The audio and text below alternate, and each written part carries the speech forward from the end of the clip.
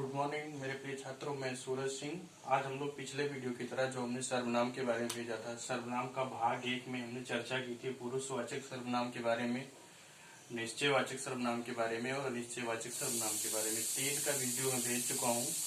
उसी क्रम में आगे बढ़ते हुए मेरा आज सर्वनाम के प्रकार का भाग 2 है, जिसमें शेष बचे हुए सर्वनाम के बारे में आज हम लोग चर्चा करेंगे।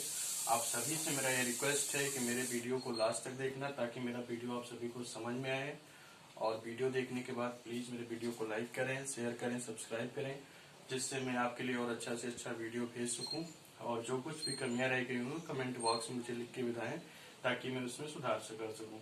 तो आइए हम लोग अपने टॉपिक पे आते हैं कि सर्वनाम के प्रकार 3 का हमने चर्चा कर चुके हैं। उसके आगे चौथे नंबर पे आता है संबंधवाचक सर्वनाम।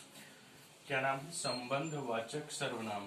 तो संबंधवाचक सर्वनाम क्या होता है, इसके बारे में हम लोग जानेंगे। तो संबंधवाचक सर्वनाम का मतलब होता है जो सर्वनाम शब्द वाक्य के दूसरे सर्वनाम शब्दों से संबंध रखते हों। यानी जो सर्वनाम शब्द वाक्य के दूसरे सर्वनाम शब्दों से संबंध रखते हों, उन्हें संबंधवाचक सर्वनाम कहते हैं।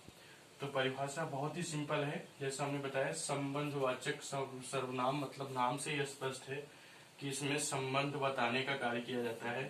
तो इसकी परिभाषा होगी, जो सर्वनाम शब्द वाक्य के दूसरे सर्वनाम शब्दों से संबंध रखते हों, उन्हें संबंधवाचक सर्वनाम कहते हैं।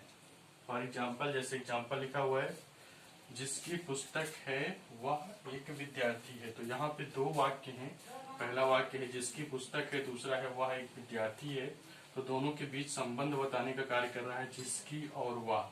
तो इस तरह से ये दोनों संबंधवाचक सर्वनाम हो जाएंगे। उसी तरह से दूसरा एग्जाम्पल है, जैसा करेगा वैसा भरेगा। तो जैसा और वैसा शब्द दोनों पदों के बीच संबंध बताने का कार्य कर रहे हैं, इसलिए संबंधवाचक सर्वनाम है। तो आप सभी को संबंधवाचक सर्वनाम समझ में आ गया होगा। इसकी परिभाषा बहुत सिंपल है कि जो सर्वनाम शब्द वाक्य के दूसरे सर्वनाम शब्दों से संबंध रखते हो, उन्हें संबंधवाचक सर्वनाम कहते हैं। जैसे जिसकी पुस्तक है वह एक विद्यार्थी है, जैसा करेगा वैसा भरेगा, जो पकड़ा गया वह एक चोर था। इस तरह से ढेर सारे एग्जाम्पल बनेंगे, आप लोग अपने मन से बना लेंगे। मैंने 2 एग्जाम्पल देके आपको समझा दिया है। तो इसी क्रम में आगे हम लोग बढ़ रहे हैं। नंबर 5 नंबर आता है प्रश्नवाचक सर्वनाम।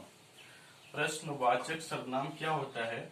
जैसा कि नाम से ही स्पष्ट है, प्रश्नवाचक मतलब प्रश्न पूछने का कार्य इसमें किया जाता है। तो जो सर्वनाम शब्द प्रश्न पूछने के लिए प्रयोग किए जाते हैं, जो सर्वनाम शब्द प्रश्न पूछने के लिए प्रयोग किए जाते हैं, उन्हें हम प्रश्नवाचक सर्वनाम कहते हैं। जैसे कमरे में कौन बैठा है, तो कौन शब्द प्रश्नवाचक है, इसमें प्रश्न पूछने का कार्य किया जा रहा है, इसलिए प्रश्नवाचक सर्वनाम हो गया। तुम्हारा नाम क्या है, तो क्या शब्द प्रश्नवाचक है, नाम पूछने का कार्य किया जा रहा है, इसलिए प्रश्नवाचक सर्वनाम हो गया। तो प्रश्नवाचक सर्वनाम एक बार फिर से हम लोग सुनेंगे। प्रश्नवाचक सर्वनाम वो होता है जो सर्वनाम शब्द प्रश्न पूछने के लिए प्रयोग किए जाते हैं। यानी जो सर्वनाम शब्द प्रश्न पूछने के लिए प्रयोग किए जाते हैं, उन्हें हम प्रश्नवाचक सर्वनाम कहते हैं। फिर जैसे एग्जाम्पल के लिए, कमरे में कौन बैठा है, तुम्हारा नाम क्या है, तो ये सारे प्रश्नवाचक सर्वनाम हो जाएंगे। फिर इसके बाद नेक्स्ट 6 नंबर सबसे लास्ट में आता है निजवाचक सर्वनाम। तो निजवाचक सर्वनाम क्या होता है? जिन सर्वनाम शब्दों का प्रयोग, जिस सर्वनाम शब्द का प्रयोग कर्ता अपने लिए करता है, यानी स्वयं के लिए करता है, या जो सर्वनाम शब्द स्वयं के लिए प्रयोग किए जाते हैं, उन्हें हम निजवाचक सर्वनाम कहते हैं। जैसे एग्जाम्पल लिखा है, वह स्वयं चला गया। तो वो अपने आप, स्वयं शब्द अपने आप का बोधक है, इसलिए निजवाचक सर्वनाम हो गया। फिर दूसरा एग्जाम्पल, अपना काम स्वयं करने में शर्म नहीं करनी चाहिए। तो ये हो गया आपका निजवाचक सर्वनाम। तो निजवाचक सर्वनाम फिर से समझेंगे कि जिस सर्वनाम का प्रयोग कर्ता स्वयं अपने लिए करता है, उसे हम निजवाचक सर्वनाम कहते हैं। जैसे वह स्वयं चला गया, अपना काम स्वयं करने में शर्म नहीं करनी चाहिए। तो इस तरह से ये आपका सर्वनाम चैप्टर कंप्लीट हुआ। भाग 1 में हमने चर्चा की थी पुरुषवाचक सर्वनाम, निश्चयवाचक, अनिश्चयवाचक में।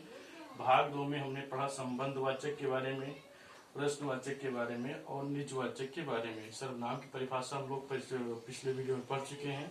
तो मुझे उम्मीद है कि आप सभी को मेरा ये सर्वनाम का वीडियो पसंद आया होगा। तो आप सभी से मेरा रिक्वेस्ट है कि प्लीज मेरे वीडियो को लाइक करें, शेयर करें, सब्सक्राइब करें। धन्यवाद।